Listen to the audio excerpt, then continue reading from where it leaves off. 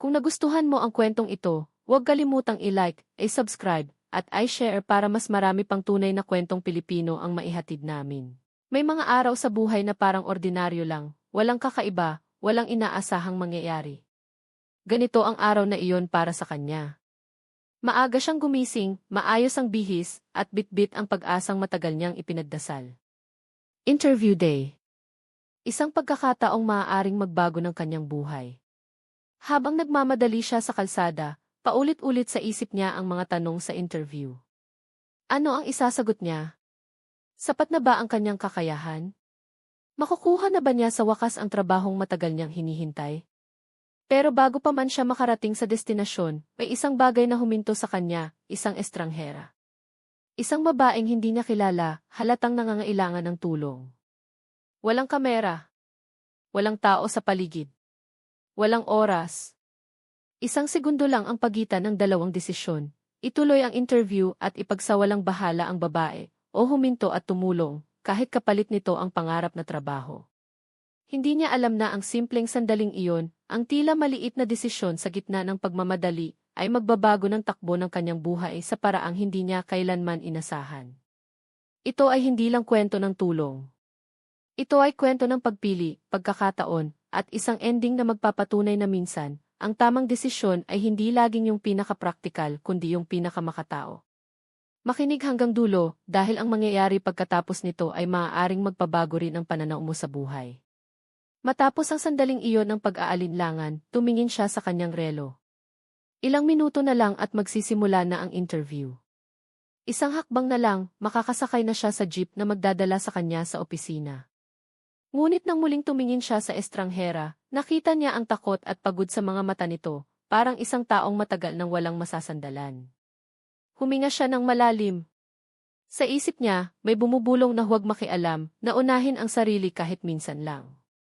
Ngunit may isa pang tinig, mas tahimik ngunit mas mabigat, ang nagsabing hindi niya kayang talikuran ang taong nangangailangan ng tulong sa harap niya. Lumapit siya sa estranghera at mahinahong nagtanong kung ano ang problema.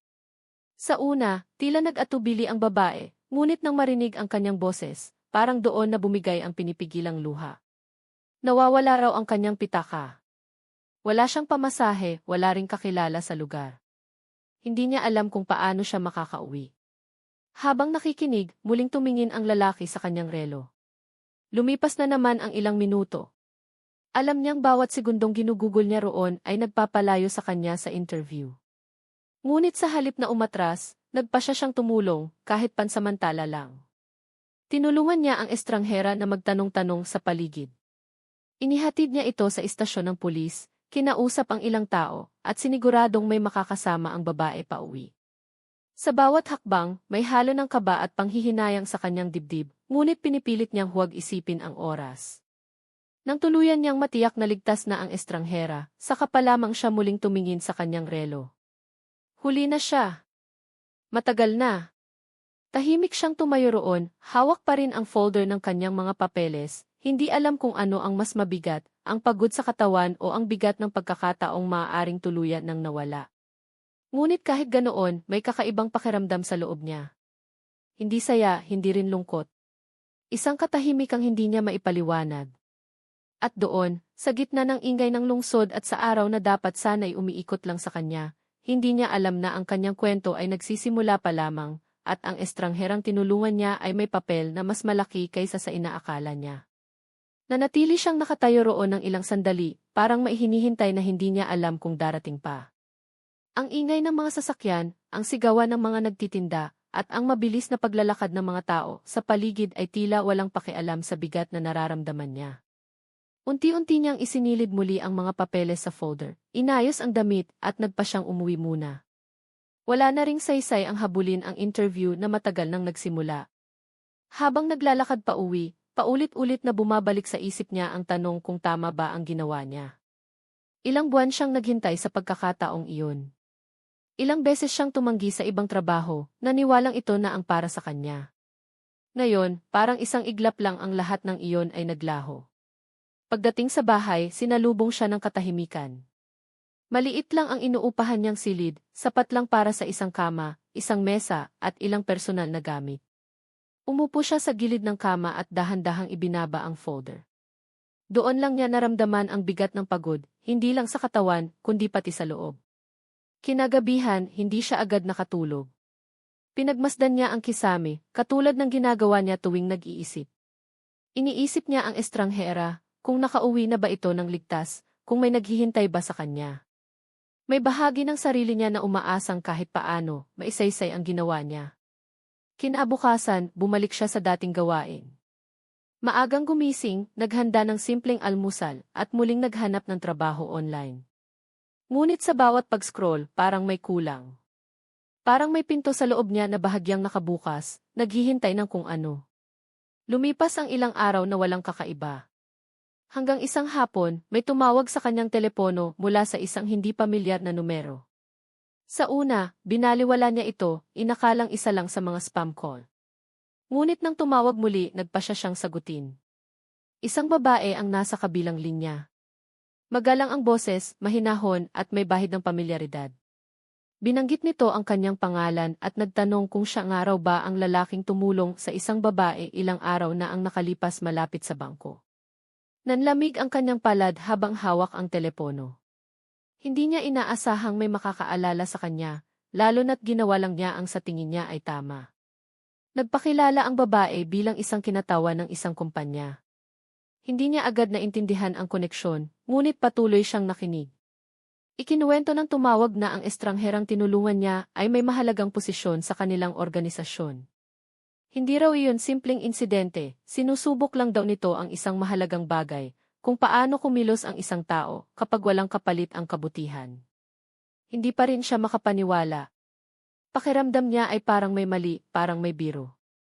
Ngunit malinaw ang sinabi ng babae, nais siyang makausap ng personal.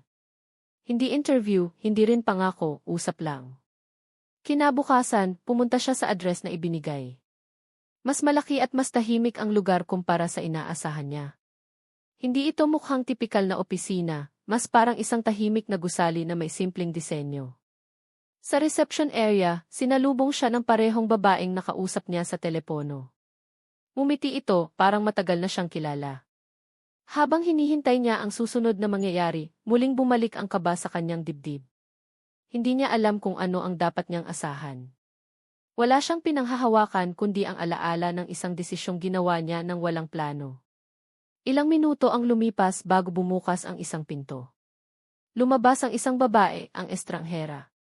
Ngunit ngayon, iba na ang itsura nito. Maayos ang bihis, tiwala ang tindig, at malinaw sa kilos na sanay siyang pakinggan. Nang magtama ang kanilang mga mata, ngumiti ito, hindi bilang isang taong may utang na loob, kundi bilang isang taong may respeto. Nag-imbita itong umupo siya. Walang formalidad, walang malalaking salita. Ikinuwento nito kung bakit siya naroon sa araw na iyon, kung paano niya gustong makita kung sino ang pipili ng tama, kahit may kapalit na personal na pagkawala. Hindi raw iyon eksperimento para manghuli ng mabuting tao, kundi paalala sa sarili niyang may mga taong ginagawa ang tama kahit walang nakakakita. Tahimik lang siyang nakinig. Hindi niya ipinagtanggol ang sarili, hindi rin niya pinalaki ang ginawa niya. Para sa kanya, natural lang ang tumulong. Ngunit sa bawat salitang binibitawan ng babae, unti-unti niyang naunawaan na may mga desisyong mas malaki ang epekto kaysa sa inaakala natin. Hindi pa tapos ang usapan at hindi pa rin malinaw kung saan hahantong ang lahat. Ngunit sa sandaling iyon, ramdam niya na ang araw na inakala niyang kabiguan ay maaaring simula pa lang ng isang mas malalim na pagbabago, hindi lang sa kanyang buhay, kundi sa paraan ng pagtingin niya sa mundo. At habang nakaupo siya roon, tahimik at nakikinig, hindi niya alam na ang pinakamatinding pagsubok ay hindi ang interview na kanyang pinalampas, kundi ang mga desisyong susunod pa, mga desisyong muling hihingi ng tapang, pagtitiwala, at paninindigan kahit wala pa ring kasiguruhan kung ano ang kapalit. Sandaling tumahimik ang silid matapos magsalita ang babae. Hindi iyon ang katahimikang nakakailang, kundi iyong parang may hinihintay na susunod na hakbang. Naririnig niya ang mahinang tunog ng aircon, ang bahagyang paggalaw ng mga papel sa mesa, at ang sariling tibok ng kanyang dibdib. Hindi pa rin siya makapaniwala na ang estrangherang tinulungan niya sa gilid ng kalsada ay ang parehong babaeng nakaupo ngayon sa harap niya, kalma, buo ang loob, at tila sa naisabigat ng mga desisyong ginagawa araw-araw. Hindi ko inaasahan na babalik pa iyon sa akin, mahina niyang nasabi, halos parang kausap lang ang sarili. Ginawa ko lang po ang alam kong tama. Ngumiti ang babae, hindi malapad, hindi rin pilit. Iyan mismo ang dahilan kung bakit mahalaga ang ginawa mo, sagot nito. Maraming tao ang gumagawa ng tama kapag may kapalit. Pero kakaunti ang gumagawa nito kapag may mawawala. Hindi niya alam kung ano ang isasagot. Sa buong buhay niya, sanay siyang maging nasa likod, hindi napapansin, hindi tinatanong, hindi binibigyan ng malaking halaga. Ang papuri ay hindi komportable sa kanya, lalo na kung pakiramdam niya ay hindi naman niya hinanap. Nagpatuloy ang babae sa pagsasalita, ikinuwento ang ilang bahagi ng kanyang buhay, kung paano siya nagsimula sa wala, kung paano siya natutong magtiwala at madismaya, at kung paanong sa paglipas ng panahon ay naging mas mapanuri siya sa mga taong pinapapasok niya sa kanyang mundo. Hindi ito kwento ng tagumpay na mayabang, kundi kwento ng pag-ingat. Maraming beses na akong niloko, sabi nito ng direkta. Hindi dahil mahina ako, kundi dahil naniwala ako sa mga taong marunong magsalita pero walang paninindigan. Habang nakikinig, unti-unting naramdaman ng lalaki na parang may pader sa loob niya na dahan-dahang bumababa. Hindi niya alam kung bakit, pero pakiramdam niya iligtas siyang makinig at marahil maging totoo rin. Tinanong siya ng babae tungkol sa kanyang buhay. Hindi tungkol sa mga pangarap o ambisyon, kundi sa mga simpleng bagay, kung saan siya lumaki, paano siya napadpad sa lungsod, at kung ano ang pinakamatagal na hinintay niya sa buhay. Sa una, maikli lang ang sagot niya, sanay sa ganitong estilo. Pero habang tumatagal, napansin niyang kusa ng humahaba ang kanyang mga kwento. Ikinuwento niya ang mga trabahong pinasukan at iniwan, ang mga pagkakataong muntik na siyang sumuko, at ang mga gabi na tinanong niya ang sarili kung may patutunguhan pa ba ang lahat. Walang drama sa kanyang boses, pero ramdam ang bigat ng bawat karanasan. Hindi siya siningitan ng babae. Hindi rin ito nagmungkahi o nagbigay ng payo. Nakinig lang. At sa simpleng pakikinig na iyon, parang may bigat na unti-unting nabawasan sa kanyang dibdib. Matapos ang mahabang usapan, tumayo ang babae at naglakad papunta sa bintana. Ilang segundo rin itong nakatingin sa labas, bago muling humarap sa kanya. May kung anong pagbabago sa ekspresyon nito, hindi masaya, hindi rin seryoso, kundi parang may pasyang nabuo. Hindi kita pinapunta rito para bigyan ka agad ng trabaho, direkta nitong sinabi. Ayokong mag-alok ng isang bagay na hindi mo pa naunawaan ang bigat. Tumango siya. Hindi siya umaasa, at mas pinili niyang manatiling bukas ang isip kaysa umasa sa isang pangakong maaaring hindi matupad. Pero gusto kong makilala ka, dugtong ng babae. Hindi bilang aplikante, kundi bilang tao. Iyon ang unang pagkakataon na naramdaman niyang hindi siya sinusukat. Hindi hinahanapan ng kahinaan, hindi kinukumpara sa iba. Isang simpleng pagkilala na bihira niyang maranasan. Paglabas niya ng gusali, iba na ang pakiramdam ng araw. Pareho pa rin ang init, pareho ang ingay ng lungsod, pero parang mas malinaw ang lahat. Hindi pa rin niya alam kung ano ang susunod na mangyayari, pero sa unang pagkakataon, matapos ang matagal na panahon, hindi siya natatakot sa kawalan ng kasiguruhan. Lumipas ang mga araw na may kakaibang katahimikan. Wala siyang natanggap na tawag, walang mensahe, walang update. Ngunit sa halip na mainip, ginamit niya ang oras para ayusin ang sarili, hindi lang ang resume, kundi ang mga bagay na matagal na niyang isinasantabi. Nagsimula siyang magising ng mas maaga, maglakad tuwing umaga, at magsulat sa isang lumang notebook ng mga bagay na gusto niyang gawin kung bibigyan siya ng pagkakataon. Isang hapon, muli siyang nakatanggap ng mensahe. Maikli lang. Isang imbitasyon para magkape. Walang detalye, walang paliwanag. Ngunit may kakaibang pakiramdam sa dibdib niya, hindi kaba, kundi paghahanda. Nagkita sila sa isang tahimik na cafe, malayo sa mga opisina at mataong lugar. Wala ring formalidad. Umupo sila sa isang sulok, parang dalawang taong matagal nang magkakilala, kahit ilang beses pa lang nagkita. May tanong ako sa'yo, panimula ng babae matapos ang ilang sandali. Kung babalik ka sa araw na iyon, at alam mong mawawala sa'yo ang pagkakataong iyon, tutulong ka pa rin ba? Hindi siya agad sumagot. Tumingin siya sa tasa ng kape, sa bahagyang pag-ikot ng likido, at sa sariling refleksyon na halos hindi niya makilala. Sa wakas, tumingin siya sa babae at marahang tumango. Sagot niya. Dahil kung hindi ko ginawa, habang buhay ko iyong dadalhin. Tahimik ang babae, pero may kung anong liwanag sa kanyang mga mata. Hindi pa rin malinaw kung ano ang ibig sabihin ng lahat ng ito, kung saan hahantong ang mga tanong at pag-uusap. Ngunit sa sandaling iyon, pareho nilang alam na ang desisyong ginawa sa isang ordinaryong araw ay patuloy pa ring gumuguhit ng mga landas na hindi pa nila kayang hulaan at mga pagbabagong unti-unti pa lang nagsisimulang umusbong. Matapos ang tanong na iyon, hindi agad nagsalita ang babae. Sa halip, marahan niyang inikot ang tasa ng kape sa mesa, tila may inaayos sa loob ng kanyang isip. Ang cafe ay puno ng mahinang usapan at tunog ng mga kutsarang tumatama sa baso. Ngunit sa pagitan nilang dalawa, parang may sariling mundo na nabuo, tahimik, mabagal at puno ng kahulugan. Hindi lahat ay sumasagot ng ganyan, sa wakas ay sabi niya. Karamihan ay nagsasabi ng dahil alam na nila ang kahihinatnan. Pero ikaw iba ang bigat ng sagot mo. Hindi niya alam kung dapat ba siyang matuwa o kabahan. Kaya't mumiti lang siya ng bahagya, isang ngiting walang inaasahan, walang depensa. Para sa kanya, sapat na ang masabi ang totoo. Nagpatuloy ang kanilang pag-uusap, ngunit hindi na tungkol sa trabaho. Napunta ito sa mga maliliit na bagay, mga alaala ng pagkabata, ang unang trabahong tinanggap kahit mababa ang sahod, at ang mga panahong kinailangan nilang magtiwala kahit walang kasiguruhan. Sa bawat kwento, mas naging malinaw sa kanya na ang babaeng nasa harap niya ay hindi lang isang taong may kapangyarihan, kundi isa ring taong dumaan sa maraming pagkalugi bago natutong manindigan. May mga desisyong hindi agad nagbibigay ng gantimpala, sabi ng babae habang nakatingin sa labas ng bintana. Pero sila ang bumubuo kung sino ka sa huli. Pag-uwi niya noong araw na iyon, dala niya ang parehong tanong sa dibdib. Hindi pa rin malinaw kung ano ang papel niya sa buhay ng babaeng iyon, o kung may patutunguhan ba ang lahat ng pag-uusap. Ngunit sa unang pagkakataon, hindi na siya nagmamadaling malaman ang sagot. Parang may tiwala siyang darating ito sa tamang oras. Sa mga sumunod na linggo, paminsan-minsan silang nagkikita. Minsan sa cafe, minsan sa isang maliit na parke, minsan sa opisina ng babae, hindi bilang empleyado, kundi bilang bisita. Sa bawat pagkikita, may bagong tanong, bagong usapan, at bagong katahimikan na mas lalong nagpapalalim sa kanilang pagkakaunawaan.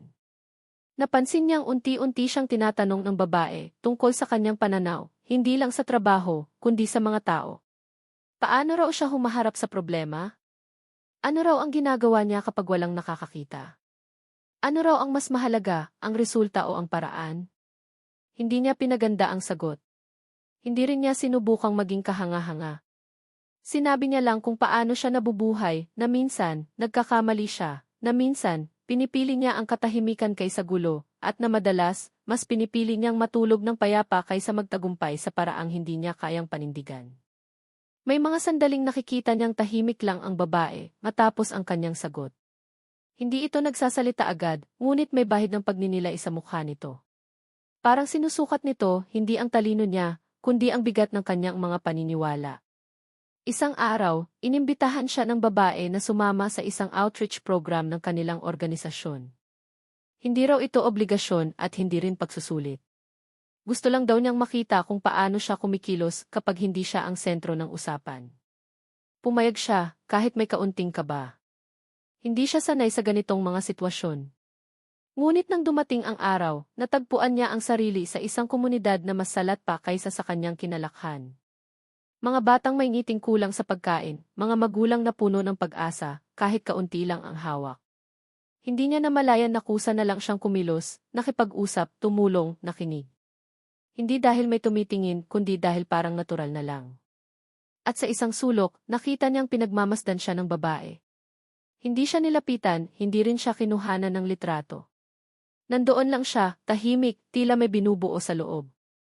Pagkatapos ng maghapon, pauwi na sila ng sabay. Pagod, ngunit may kakaibang gaan sa loob. Sa sasakyan, walang nagsalita sa unang ilang minuto.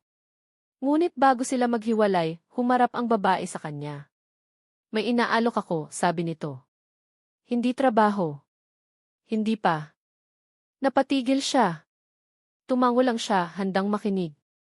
Gusto kitang makasama sa isang proyekto, dugtong ng babae. Hindi ito mabilis. Hindi rin madali. At hindi ko rin masasabing sigurado ang magiging resulta.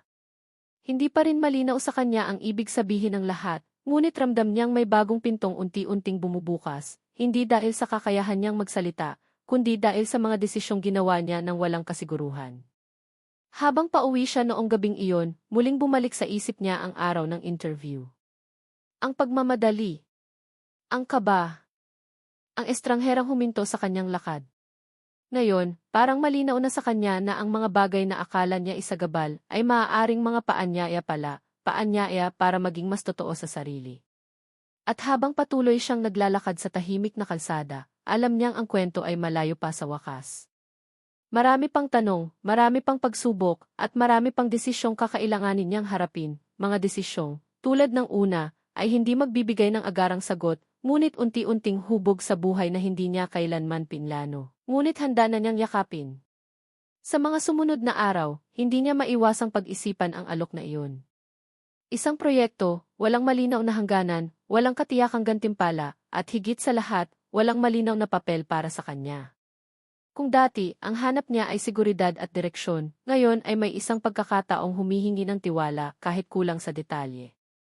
Hindi iyon madaling yakapin. Nagpatuloy ang kanyang araw-araw na buhay sa dati nitong ritmo, ngunit may kakaibang pagbabago. Mas nagiging mapagmasid siya sa paligid, sa mga tao sa jeep, sa tindera sa kanto, sa mga batang naglalaro sa bangketa. Parang mas malinaw na sa kanya ngayon na bawat tao ay may sariling dala-dalang kwento, at ang bawat maliit na kilos ay maaaring may mas malalim na epekto kaysa sa inaakala. Isang umaga, nakatanggap siya ng mensahe mula sa babae. Hindi ito paanyaya, kundi isang tanong. Simple lang, diretso, handa na raw ba siyang makinig at matuto, kahit hindi malinaw kung saan siya dadalhin ito. Matagal siyang nakatitig sa screen ng telepono bago sumagot. Sa huli, nag-type siya ng isang salita, kahit alam niyang iyon ang simula ng mas maraming tanong. Nagkita silang muli sa isang lugar na hindi pamilyar sa kanya. Isang lumang gusali na tila may kasaysayan, hindi marangya, ngunit puno ng galaw. Doon niya nakilala ang ilang tao, iba-iba ang edad, iba-iba ang pinanggalingan. May mga mukhang sanay sa opisina, may mga mukhang galing sa komunidad, at may mga tahimik lang, katulad niya. Walang formal na pagpapakilala. Sa halip, pinagmasdan niya kung paano gumagalaw ang grupo, kung paano sila nakikinig sa isa't isa, kung paano may espasyo para sa opinyon kahit hindi palaging nagkakasundo. Doon niya unti-unting naunawaan na ang proyekto ay hindi lang tungkol sa resulta, kundi sa proseso, kung paano binubuo ang tiwala, at kung paano pinipiling manatili kahit mahirap. Sa mga unang linggo, hindi siya binigyan ng malaking responsibilidad. Kadalasan, siya ang taga-ayos ng mga gamit, taga-sulat ng mga obserbasyon, o taga-ugnay sa pagitan ng mga taong hindi magkaintindihan. Noong una, pakiramdam niya ay nasa gilid lang siya, parang ekstrang walang mahalagang papel. Ngunit habang tumatagal, napansin niyang sa mga simpleng gawain na iyon, may mga usaping nabubuo, may mga tensyong humuhupa, at may mga ideyang umuusad. May mga gabing uwi siyang pagod, hindi dahil sa pisikal na gawain, kundi dahil sa dami ng emosyon na nasasaksihan niya. May mga kwentong hindi niya inaasahang maririnig, mga pangarap na paulit-ulit na ipinagpaliban, mga pagkakamaling matagal ng pinagsisisihan, at mga desisyong ginawa sa gitna ng kagipitan. Sa bawat kwento, mas lalo niyang naunawaan na ang proyekto ay hindi lang tungkol sa pagtulong sa iba, kundi sa pagharap sa sarili. Isang araw, nagkaroon ng hindi pagkakaunawaan sa grupo. Isang desisyon ang kailangang gawin, ngunit hati ang opinyon. Tumaas ang boses ng ilan, ang iba na may tumahimik. Hindi siya nagsalita agad. Sa halip, pinakinggan niya ang bawat panig, hinayaan ang mga salita na magtagpo at magbanggaan. Nang magsalita siya, simple lang ang sinabi niya, isang tanong na hindi naghahanap ng panalo, kundi ng pagkakaintindihan. Nagkaroon ng katahimikan pagkatapos. Hindi dahil may nanalo, kundi dahil may napaisip. Doon niya napansing tumingin sa kanya ang babae, may bahagyang pag-angat ng kilay, hindi bilang papuri, kundi bilang pagkilala. Sa paglipas ng panahon, mas naging malinaw ang papel niya, hindi bilang lider na nauuna, kundi bilang taong marunong huminto at magbigay ng espasyo. Isang papel na hindi niya kailanman inisip na babagay sa kanya, ngunit unti-unting tinanggap. May mga araw na tinatanong niya ang sarili kung saan patungo ang lahat ng ito. Wala pa ring kontrata, wala pa ring tiyak na sahod, at wala pa ring pangakong permanente. Ngunit sa bawat araw na pumapasok siya sa gusali, may pakiramdam siyang may kabuluhan ang oras niya, isang bagay na matagal niyang hinanap. Isang hapon, matapos ang isang mahabang pulong, inimbitahan siya ng babae na maglakad-lakad. Tahimik ang paligid at ang hangin ay may dalang alikabok at init. Habang naglalakad sila, nagtanong ang babae kung may pinagsisisihan ba siya sa araw na pinili niyang tumulong sa estranghera. Matagal siyang nag-isip bago sumagot. Hindi dahil hindi niya alam ang sagot, kundi dahil ngayon lang niya tunay na sinukat ang bigat nito. Sa huli, sinabi niyang may mga sandaling natakot siya, natakot na baka mali ang pinili niya, na baka nasayang ang pagkakataon. Ngunit sa kabila nito, hindi raw niya kayang palitan ang desisyong iyon.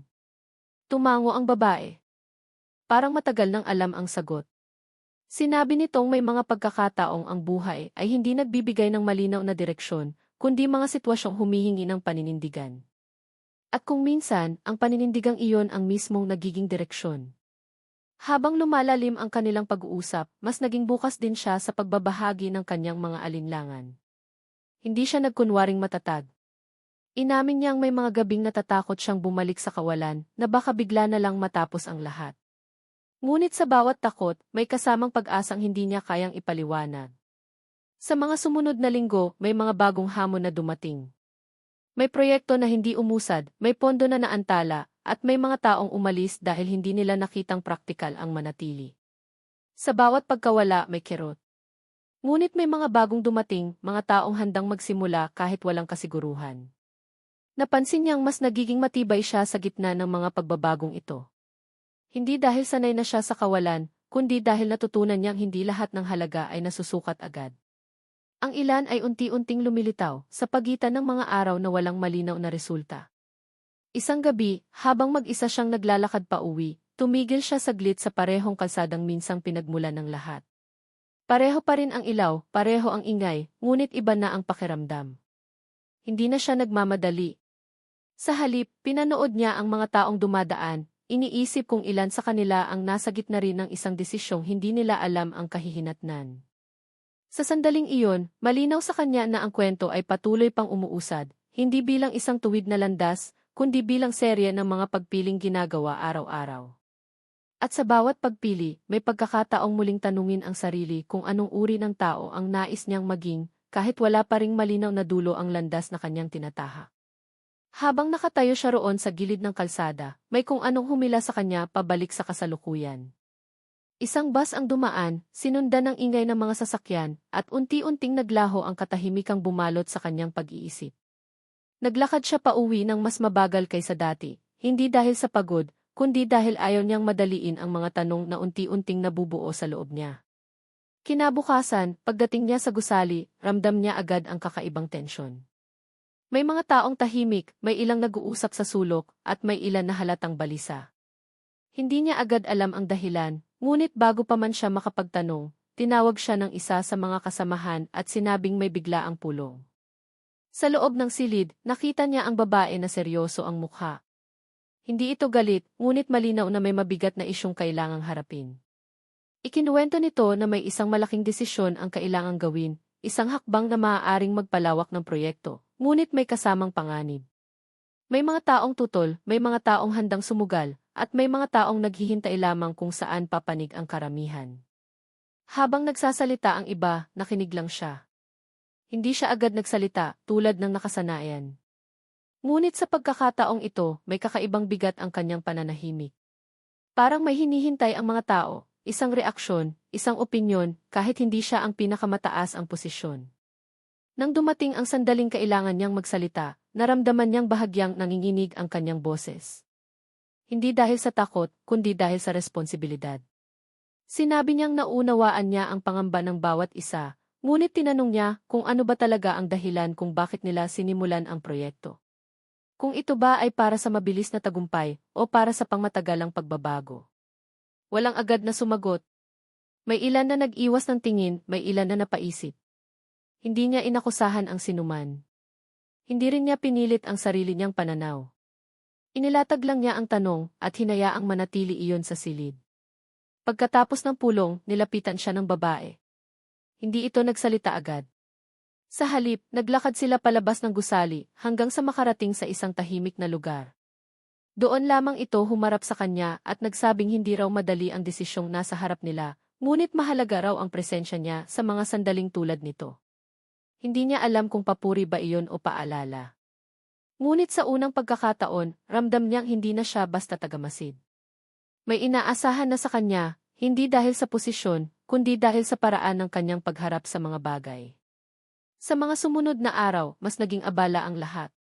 May mga dokumentong kailangang ayusin, mga taong kailangang kausapin, at mga desisyong kailangang timbangin. Mas madalas siyang tinatanong, mas madalas din siyang nakikinig. May mga pagkakataong nagkakamali siya, may mga sandaling hindi niya alam ang isasagot. Ngunit sa halip na umatras, natutunan niyang aminin ang hindi niya alam at humingi ng tulong. Isang gabi, nakatanggap siya ng tawag mula sa isang dati niyang kakilala, isang taong matagal na niyang hindi nakausap. Inaalok siya ng trabaho, isang mas tiyak, mas ligtas, at mas mataas ang sahod. Saglit siyang natahimik habang nakikinig.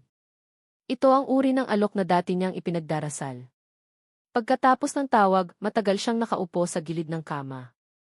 Sa isang banda, may seguridad ang alok. Sa kabilang banda, may isang landas na bagamat puno ng tanong, ay unti-unting nagbibigay sa kanya ng pakiramdam ng layunin. Hindi niya agad sinabi sa kahit kanino ang tungkol sa tawag. Pinili muna niyang pag-isipan ito ng mag-isa. Kinabukasan, habang nasa isang meeting, napansin niyang mas malinaw ang kanyang pagtingin sa mga bagay. Hindi dahil alam niya ang magiging desisyon, kundi dahil mas kilala na niya ang sarili.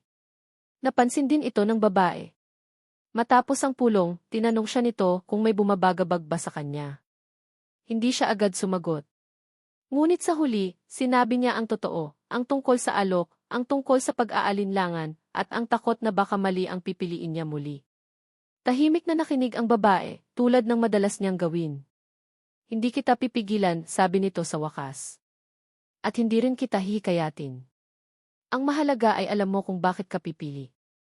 Ang mga salitang iyon ay tumatak sa kanya. Hindi dahil sa bigat, kundi dahil sa kalayaan. Walang pressure, walang utang na loob. Isang paalala na ang desisyon ay sa kanya pa rin.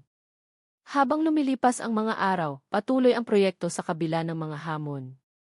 May mga pagkakataong parang umaabante sila, may mga araw namang parang paikot-ikot lang. Ngunit sa gitna ng lahat, may mga munting tagumpay, isang komunidad na unti-unting nagkakaroon ng boses, isang ideyang dating tinutulan ngunit ngayon ay tinatanggap na, isang taong muling natutong maniwala. Isang hapon, bumalik siya sa lugar kung saan niya unang nakita ang estranghera. Umupo siya sa isang bangko at pinagmasdan ang mga taong dumaraan. May isang lalaking nagmamadali, may babaeng tila nag-aalala, may batang humihila sa kamay ng kanyang magulang. Napangiti siya sa ideyang baka sa gitna ng mga ordinaryong sandali, may mga desisyong naghihintay na muling magpabago ng buhay ng isang tao. Hindi pa rin malinaw kung ano ang magiging desisyon niya tungkol sa alo. Hindi rin tiyak kung saan hahantong ang proyekto. Ngunit malinaw sa kanya na ang mga araw na dumadaan ay hindi na basta lumilipas. Bawat isa ay may bigat, may tanong, at may pagkakataong piliin kung paano siya tutugon. Habang papalubog ang araw, tumayo siya mula sa bangko at naglakad palayo, dala ang parehong pakiramdam na minsang huminto sa kanya sa gitna ng pagmamadali, ang pakiramdam na may mga sandaling hindi hinahabol, kundi hinihintay. At sa paghihintay na iyon, unti-unting nahuhubog ang mga desisyong hindi pa tapos gawin, ngunit handa na niyang harapin kapag dumating ang tamang oras. Pagdating niya sa bahay ng gabing iyon, hindi agad siya nagbukas ng ilaw. Umupo muna siya sa dilim, hinayaang pumasok ang malamig na hangin mula sa bintana. Sa katahimikan, mas malinaw niyang naririnig ang sariling paghinga, at sa pagitan ng bawat hinga, ang mga tanong na patuloy na umuukit sa loob niya. Hindi na bago ang pakiramdam ng pag-aalinlangan, pero ngayon, iba ang bigat. Hindi na ito takot na mawalan, ito ay takot na pumili ng hindi tapat sa sarili. Napansin niya ang maliliit na bagay na dati hindi niya pinapansin, ang amoy ng panaderya sa kanto, ang mahinang halakhak ng dalawang estudyanteng nagkukwentuhan, ang araw na sumisilip sa pagitan ng mga gusali. Parang paalala ang lahat na ang buhay ay hindi lang tungkol sa mga desisyong malalaki, kundi sa paraan ng pagdaan sa bawat sandali. Parang siya ang dapat sumagot. Hindi niya inangkin ang kaalaman. Sa halip, ibinahagi niya ang mga karanasan, ang mga natutunan sa pakikinig, at ang mga pagkakamaling pinagdaanan ng grupo. Sa isang punto, may nagtanong kung ano ang nagpapatuloy sa kanila kahit hindi malinaw ang resulta. Saglit siyang natahimik. Tumingin siya sa paligid, sa mga taong kasama niya sa proyekto, sa mga mukha na puno ng pagod ngunit hindi sumusuko. Sa wakas, sinabi niyang ang nagpapatuloy sa kanila ay ang paniniwalang maihalaga ang bawat hakbang, kahit hindi agad nakikita. Hindi niya alam kung paano tinanggap ng mga bisita ang sagot na iyon, ngunit napansin niyang may isa sa kanila ang tumango, parang may naalala. Pagkatapos ng pagbisita, walang malinaw na kasunduan, ngunit may iniwang pakiramdam na may binuksang pinto, kahit bahagya lang. Sa hapon, muling nilapitan siya ng babae. Hindi ito nagtanong tungkol sa naging takbo ng araw. Sa halip, tinanong siya kung kumusta siya. Isang simpleng tanong na bihira niyang marinig at mas bihirang sagutin ng tapat. Sinabi niyang ayos lang siya, pero may mga bagay na patuloy niyang iniisip. Naglakad sila palabas, tulad ng dati. Sa paglalakad, ikinuwento ng babae ang ilang sandaling siya mismo ay nasa pagitan ng dalawang landas, isa na ligtas at isa na puno ng panganib. Sinabi nitong hindi niya pinagsisihan ang pinili niya, ngunit inamin niyang may mga gabing tinatanong pa rin niya ang sarili kung ano kaya ang nangyari kung iba ang pinili. Ang pag-amin na iyon ay nagbigay sa kanya ng kakaibang lakas. Hindi dahil may sagot na, kundi dahil may kasama siya sa pagdududa. Hindi pala kahinaan ang magtanong, bahagi pala ito ng pagiging tao. Lumipas ang mga araw na mas mabigat ang gawain. May deadline na humahabol, may mga pangakong kailangang tuparin, at may mga taong umaasang may mangyayari. Sa gitna ng lahat, nakatanggap siya ng follow-up na mensahe mula sa nag-alok ng trabaho. Maikli lang ito, magalang, at may tanong kung nakapagdesisyon na raw ba siya. Hindi siya agad sumagot. Sa halip, inilagay niya ang telepono sa mesa at nagpatuloy sa ginagawa. Hindi dahil wala siyang pakialam, kundi dahil gusto niyang maramdaman muna kung alin ang mas humihila sa kanya sa sandaling iyon. At sa bawat oras na lumilipas, mas nagiging malinaw sa kanya ang pakiramdam, isang tahimik na sigurado, kahit walang kasiguruhan. Isang gabi, nagkaroon ng maliit na pagtitipon ang grupo. Walang selebrasyon, walang anunsyo. Simpleng salu-salo lang matapos ang mahabang linggo. May pagkain sa mesa, may tawanan, at may katahimikan sa pagitan ng mga kwento. Doon niya napansin kung paano nagbago ang dinamika, kung paanong ang mga taong dati magkakanya-kanya ay ngayon ay marunong nang makinig. Habang nakaupo siya roon, may lumapit na isang kasamahan at nagpasalamat. Hindi para sa isang malaking bagay, kundi para sa isang pagkakataong minsang binigay niya, isang pakikinig noong walang ibang handang makinig. Hindi siya agad nakasagot. Ngumiti lang siya, ngunit ramdam niya ang bigat ng sandaling iyon. Pag-uwi niya, muli niyang binuksan ang telepono at binasa ang mensahe. Sa pagkakataong ito, hindi na siya nag-atubili. Hindi pa siya sumasagot, pero alam na niya ang isasagot kapag dumating ang tamang sandali.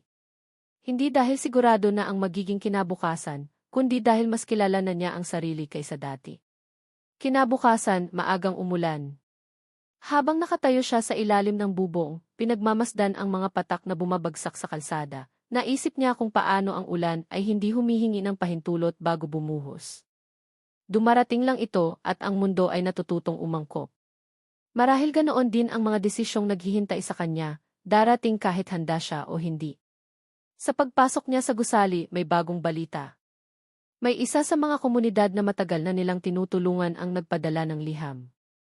Hindi ito reklamo, hindi rin kahilingan. Isang pasasalamat. Isang simpleng pahayag na may mga pagbabagong nangyayari kahit mabagal. Habang binabasa niya ang liham, may kung anong bumigat sa kanyang lalamunan. Hindi ito luha, kundi isang pakiramdam ng pagkilala na ang mga araw na puno ng tanong ay hindi nasasayang. May mga epekto silang hindi agad nakikita, ngunit unti-unting umuusbong. Sa gitna ng lahat ng ito, alam niyang may desisyong kailangan niyang gawin sa lalong madaling panahon. Hindi niya ito tinatakasan. Sa halip, hinahayaan niyang ang bawat araw ay magbigay ng kaunting linaw, kaunting tapang. At habang patuloy siyang gumagalaw sa pagitan ng pag-asa at pagdududa, alam niyang ang kwento ay patuloy pang humihinga, hindi naghahanap ng wakas, kundi ng susunod na hakbang na gagawin niya kapag handa na siyang pumili. Dumating ang araw na hindi na niya kayang ipagpaliban ang desisyon.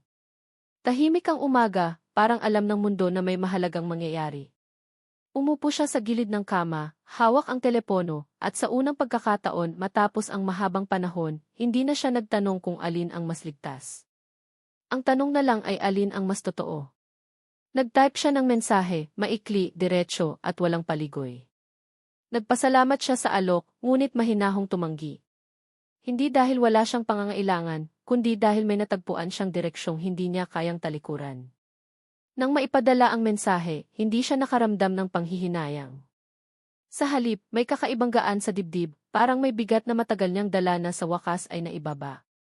Pagdating niya sa gusali, sinalubong siya ng karaniwang ingay at galaw. Ngunit nang makita siya ng babae, napansin nitong may pagbabago sa kanyang tindig. Hindi ito nagtanong. Hindi rin siya nagpaliwanag agad. Pareho nilang alam na may desisyong nagawa at sapat na iyon. Sa mga sumunod na buwan, unti-unting lumawak ang proyekto. Hindi mabilis, hindi perpekto, ngunit totoo. May mga pagkabigo pa ring dumarating, may mga taong umaalis, at may mga araw na tila wala pa ring malinaw na patutunguhan. Ngunit may mga bagong mukha ring dumarating, may mga komunidad na mas nagiging matatag, at may mga boses na dati tahimik ngunit ngayon ay naririnig na. Hindi siya naging pinuno sa papel, ngunit naging sandigan sa gitna. Isang taong marunong makinig kapag magulo ang usapan, at marunong huminto kapag kailangan ng espasyo. Hindi iyon ang buhay na minsan niyang pinlano, ngunit iyon ang buhay na unti-unti niyang pinili araw-araw. Isang hapon, bumalik siya sa parehong kalsadang minsang nagbago ng lahat. Umupo siya sa parehong bangko, pinanood ang mga taong nagmamadali, at naisip kung ilan sa kanila ang nasa pagitan din ng dalawang desisyon. Sa pagkakataong iyon, may isang lalaking tumigil sa harap niya, humihingi ng direksyon. Tinulungan niya ito, simple lang, walang malaking usapan. Ngunit sa sandaling iyon, napangiti siya, dahil alam niyang ang mga desisyong ginagawa sa katahimikan ay may kakayahang lumikha ng mga pagbabagong hindi agad nakikita. Habang papalubog ang araw, tumayo siya at naglakad palayo, hindi bilang isang taong naghahanap pa ng sagot, kundi bilang isang taong natutong mamuhay kasama ang mga tanong. At sa bawat hakbang, dala niya ang isang simpleng katotohanan, minsan, ang pinakamalaking pagbabago sa buhay ay nagsisimula sa pagpiling tumigil, tumulong, at magtiwala, kahit hindi mo pa alam kung saan ka nito dadalhin.